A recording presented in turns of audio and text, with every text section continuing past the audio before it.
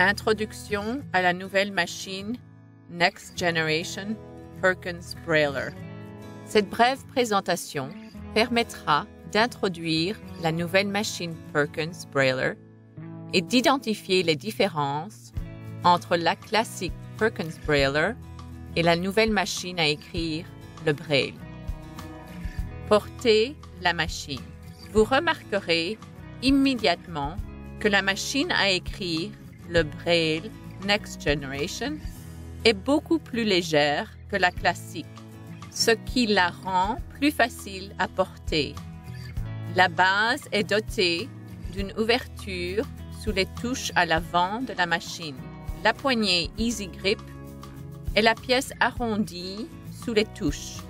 Le dessous de la machine étant plat, lorsque vous attrapez la poignée, vous pouvez faire reposer la machine contre votre jambe et la porter de la même façon qu'un porte-document. Levier de dégagement du papier. Placez la machine à écrire, le Braille, devant vous. Les touches orientées vers vous. Comme sur la classique, les leviers de dégagement du papier sont situés de chaque côté de la machine, dans la partie supérieure. Lorsque vous les tirez vers vous ou que vous les poussez du côté opposé, ils bougeront ensemble. C'est le mécanisme que vous utiliserez pour bloquer et dégager le papier. Boutons avance-papier. Les boutons avance-papier sont situés de chaque côté de la machine. On les utilise pour insérer ou enlever le papier de la machine. Ils fonctionnent exactement comme sur la classique, à l'exception de leur forme qui est adaptée à la main et qui les rend plus faciles à tourner que les boutons ronds. Chariot. Y compris la tête embosseuse, le bouton de dégagement du chariot et le bouton d'effacement facile. Le chariot est situé dans la partie supérieure de la machine et comprend le bouton lisse de dégagement du chariot. La fonction du chariot est de déplacer la tête embosseuse le long du papier, de gauche à droite, pendant que l'on tape en Braille. Pour déplacer le chariot vers la gauche, afin de commencer à taper en Braille, il suffit de placer la paume de votre main droite à droite du chariot et de le pousser doucement vers la gauche sans lâcher le bouton ou exercer une pression vers le bas. Pour déplacer le chariot vers la droite, utilisez la barre d'espacement pour le déplacer cellule après cellule. La tête embosseuse, qui effectue les points en Braille, est située à la base du chariot. Juste à droite de la tête embosseuse se trouve le nouveau bouton d'effacement facile. Il s'agit du bouton plat et lisse connecté à la tête embosseuse, qui est légèrement surélevé. Touches de la machine à écrire le Braille. Les touches de cette nouvelle machine fonctionnent comme celles de la classique. Toutefois, elles sont conçues avec une frappe plus courte, ce qui demande moins de force pour appuyer sur les touches. De plus, les touches font moins de bruit. De gauche à droite, les touches sont les suivantes. La touche de changement de ligne, 3 touches correspondant aux points 3, 2 et 1 respectivement. La touche d'espacement au centre, les 3 touches correspondant aux points 4, 5 et 6 respectivement, et la touche de retour arrière.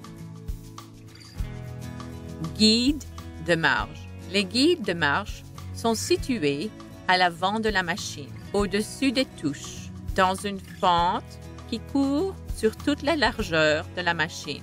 Au-dessus de la fente se trouvent 36 lignes surélevées pour indiquer les marques de cellules et orienter la position des cellules.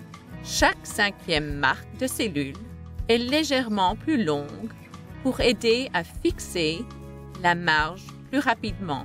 Les 5 premières marques à gauche et les 3 dernières marques à droite correspondent aux marches fixées de façon permanente et elles ne peuvent pas être modifiées. Aucun braille ne peut être écrit dans ces cellules. L'avertisseur sonore de fin de ligne est aussi beaucoup moins bruyant que sur la classique. La machine est donc plus facilement utilisable dans une salle de classe. Support lecture. Il s'agit d'une nouvelle caractéristique sur la machine Next Generation Brailler. Placez la main derrière la machine dans la partie inférieure. Vous trouverez un panneau avec des indentations de chaque côté où placez vos doigts. Tirez doucement la pièce rectangulaire vers le haut afin qu'elle soit de niveau et parallèle à la surface de la table. L'objet du support lecture est de créer une plateforme sur laquelle le papier repose, vous permettant ainsi de lire facilement ce que vous avez écrit en braille. De plus, le support lecture est doté d'une ligne surélevée sur le côté gauche qui aidera à guider le papier dans la machine. Ne poussez pas le support lecture trop fort vers le bas ou il se repliera en place contre la machine. De plus, n'oubliez pas de remettre le support lecture dans sa position d'origine avant d'attraper la machine par la poignée située sous les touches et à l'avant de la machine. N'attrapez pas la machine par le support lecture. Bouton d'effacement facile. Le bouton d'effacement facile est situé à la base du chariot, à droite de la tête embosseuse. Lorsque vous faites une faute, il vous suffit de reculer de 2 cellules en vous assurant que le bouton d'effacement se trouve directement sur la faute, puis d'appuyer fermement plusieurs fois sur le bouton d'effacement pour éliminer tous les points dans la cellule. Ensuite, avancez d'un espace afin que la tête embosseuse soit dans la cellule appropriée pour taper un nouveau caractère. La tête embosseuse doit toujours se trouver une cellule à gauche de celle dans laquelle la faute a été faite avant d'utiliser le bouton d'effacement.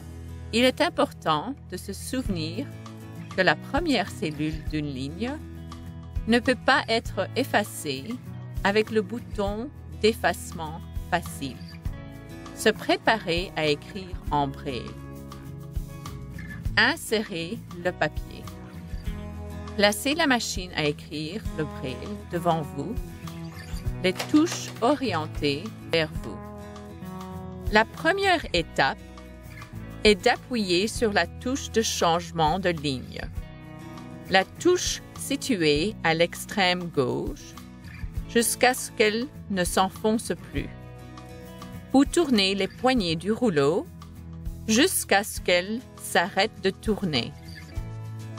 Puis poussez le chariot complètement à gauche en plaçant la paume de votre main à droite du chariot et en le poussant vers la gauche sans appuyer sur le bouton sur le dessus du chariot ou sans exercer une pression vers le bas.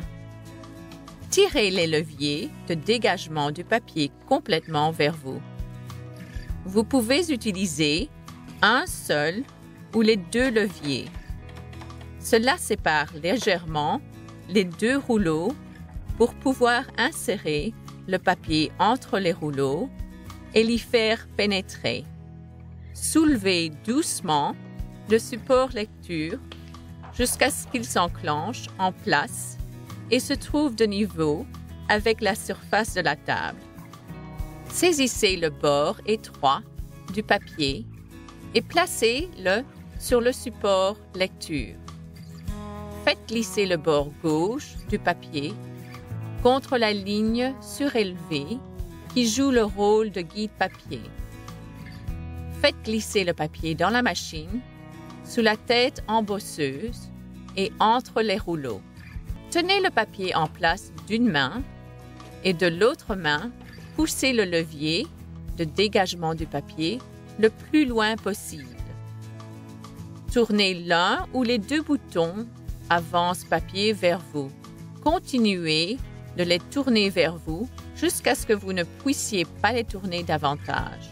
Le papier doit alors être roulé dans la machine le plus loin possible, jusqu'à ce que environ 2,50 cm de papier soit visible en haut de la machine. Si les boutons avance-papier ne tournent pas, cela signifie que le papier n'a pas été inséré correctement. Roulez le papier en arrière pour le sortir de la machine. Tirez les leviers de dégagement du papier vers vous et enlevez le papier.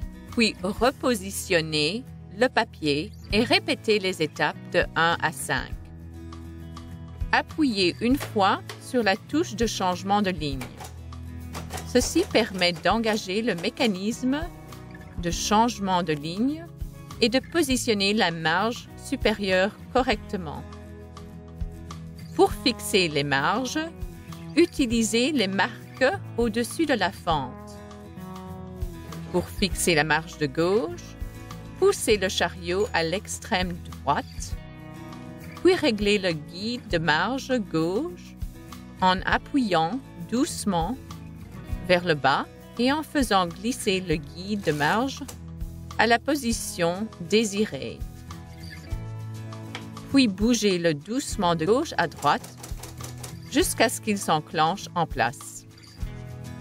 Pour fixer la marge de droite, poussez le chariot à l'extrême gauche, puis réglez le guide de marge droit. Tapez en braille. Vous êtes maintenant prêt à taper en braille. Le processus permettant de taper en braille sur la nouvelle machine Perkins Brailler est très similaire à celui utilisé sur la classique Brailler. Après avoir tapé un caractère en braille, assurez-vous de relâcher complètement toute pression sur les touches. Sinon, le chariot n'avancera pas correctement le long de la ligne. N'oubliez pas que la pression exercée sur les touches pour taper en braille avec cette machine est plus légère que celle nécessaire avec la classique. Amusez-vous bien!